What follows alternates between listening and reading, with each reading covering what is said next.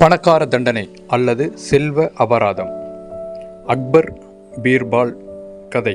ஒரு நாள் முகலாய பேரரசர் அக்பரும் அவரது பிரியமான மந்திரி பீர்பாலும் வேட்டையாட வெளியே சென்றனர். அது ஒரு குளிர்காலம். பனி நிறைய பொழிந்து கொண்டிருந்தது.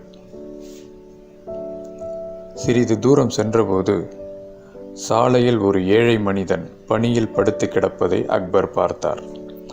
அவனுடைய உடைகள் மிகவும் பழையதாகவும் கிழிந்தும் இருந்தன. அக்பர் அந்த நபரை சுட்டிக்காட்டி, பீர்பால், இந்த மனிதன் இறந்து விட்டாரா என்று கேட்டார். பீர்பால் உடனே அந்த மனிதனிடம் சென்றார். அவனை சற்று கவனித்துவிட்டு திரும்பினார். பின்னர் அக்பரிடம் வந்து, இந்த மனிதன் இறக்கவில்லை, நன்றாக நிதானமாக நிம்மதியாக தூங்கிக் கொண்டிருக்கிறான் என்று கூறினார். அக்பர் அதை நம்பவில்லை. பீர்பால், நீங்கள் என்ன சொல்கிறீர்கள்?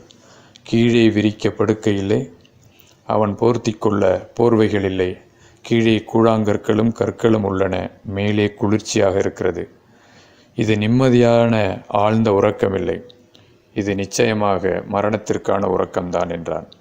இல்லை மகாராஜா, உண்மையில் அவன் உறங்கிக் கொண்டிருக்கிறான், மிகவும் இனிமையாக ஆழ்ந்து தூங்கிக் கொண்டிருக்கிறான். அவன் மிக நிம்மதியாக தூங்கிக் கொண்டிருப்பதால் அவனுக்கு பனி ஒரு பொருட்டல்ல. ஆனால் நிச்சயமாக உங்களால் அப்படி தூங்க முடியாது என்றான்.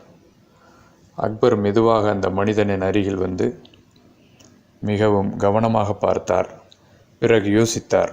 உண்மையில் பீர்பால் சொன்னது போல அவன் நிம்மதியாக உறங்கிக் கொண்டிருக்கிறான். யோசித்து பார்த்ததில் ஏழை நிறைய தூங்குகிறான் என்று தெரிந்து கொண்டார். இதை கண்டு ஆச்சரியப்பட்டார். பீர்பால் வாழுமிடம் மற்றும் வசதியான பணத்துக்கும் தூக்கத்துக்கும் எந்த தொடர்பும் இல்லை, தூக்கம் என்பது கடினமான உழைப்பதன் மூலமாகவே வருகிறது என்று பீர்பால் அக்பருக்கு விளக்கம் கொடுத்தான்.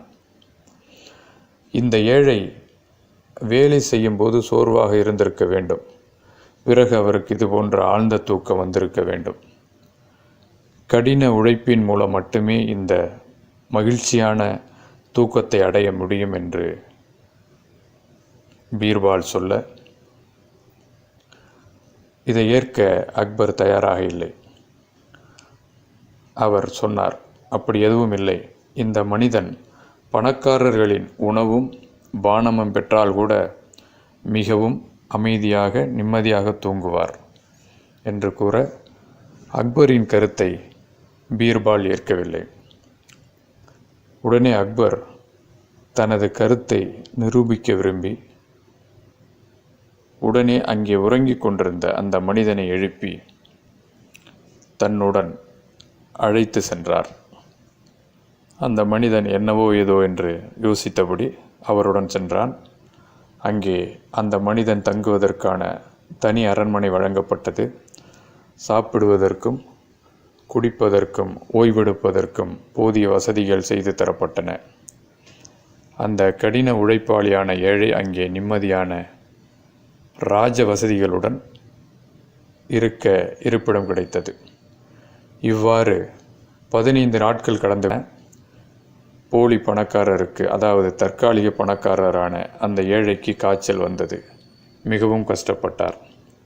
ஒரு நாள் அக்பர் பீர்பாலிடம், அந்த ஏழைக்கு நிறைய தூக்கம் வந்திருக்க வேண்டும் இல்லையா என்றார்.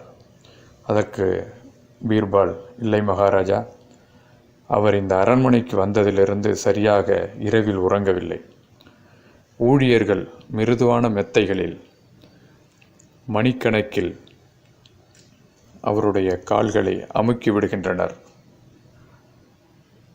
அதனால்தானே என்னவோ சிறிது நேரம் மட்டுமே அவருக்கு தூக்கம் வருகிறது என்று கூற, அக்பருக்கு ஒன்றுமே புரியவில்லை. இவ்வளவு வசதிகள் செய்து கொடுத்தும் ஏன் இப்படி இருக்கிறது என்று யோசிக்க ஆரம்பித்தார். ஏன், என்ன விஷயம்? அங்கே கிழிந்த ஆடைகளுடன் அவர் தூங்கிய போது அங்கே அவருக்கு குளிர் இல்லை, இங்கே அவருக்கு இதமான காற்று கூட குளிர்கிறது. அங்கே கூழாங்கல்லில் நிம்மதியாக தூங்கினார், இப்போது மென்மையான மெத்தைகளில் கூட அவருக்கு தூக்கம் வரவில்லை என்று கூற ஆச்சரியமாக இருக்கிறது என்றார். இதில் ஆச்சரியம் ஒன்றுமில்லை அரசே. அந்த ஏழை இப்போது பணக்காரர்களின் துன்பத்தை நுகர்ந்து கொண்டிருக்கிறார். செழுமையை விட மனிதனுக்கு வேறு எதுவும் பிரச்சனை இருக்க முடியாது. இந்த மனிதன் அவரது மாதிரி வடிவம். இது அவருடைய முந்தைய வாழ்க்கைக்கும் இன்றைய வாழ்க்கைக்கும் நிறைய மாற்றம் இருக்கிறது. முன்பு அவர் நாள்தோறும் கடுமையாக உழைத்தார். அது அவரது உடலை நன்றாக வைத்திருந்தது. அப்போது நன்றாக தூங்கினார்.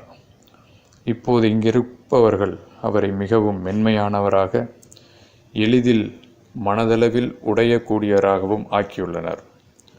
சிறிதளவு மன்னிப்பை கூட அவர் தாங்க முடியாத நிலையில் இருக்கிறார் என்று விளக்கம் கொடுத்தார்.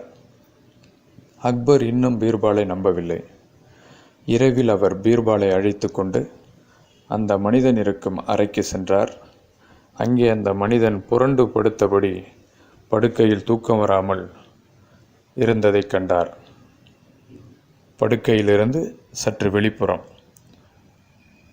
என்ன என்று கேட்டபோது அந்த நபர், எதுவும் கேட்க வேண்டாம் ஐயா, படுக்கையில் ஏதோ உறுத்துகிறது, அதனால் எனக்கு தூக்கம் வரவில்லை. பீர்பால் உள்ளே சென்று படுக்கையை தேடினார். பின்னர் அந்த படுக்கையின் கீழே ஒரு பருத்தி விதை இருந்தது.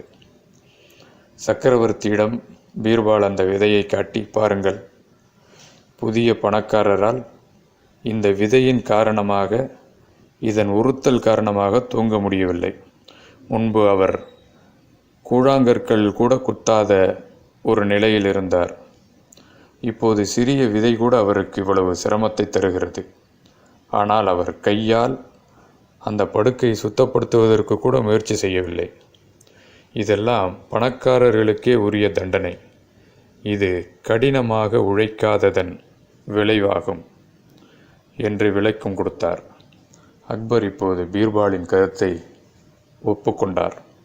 அடுத்த நாள் அவர் அந்த மனிதனை அரண்மனையிலிருந்து அனுப்பி முன்பு போலவே கடினமாக உழைத்து மகிழ்ச்சியாக வாழ்க்கை வாழ அறிவுறுத்தினார். நன்றி, வணக்கம்.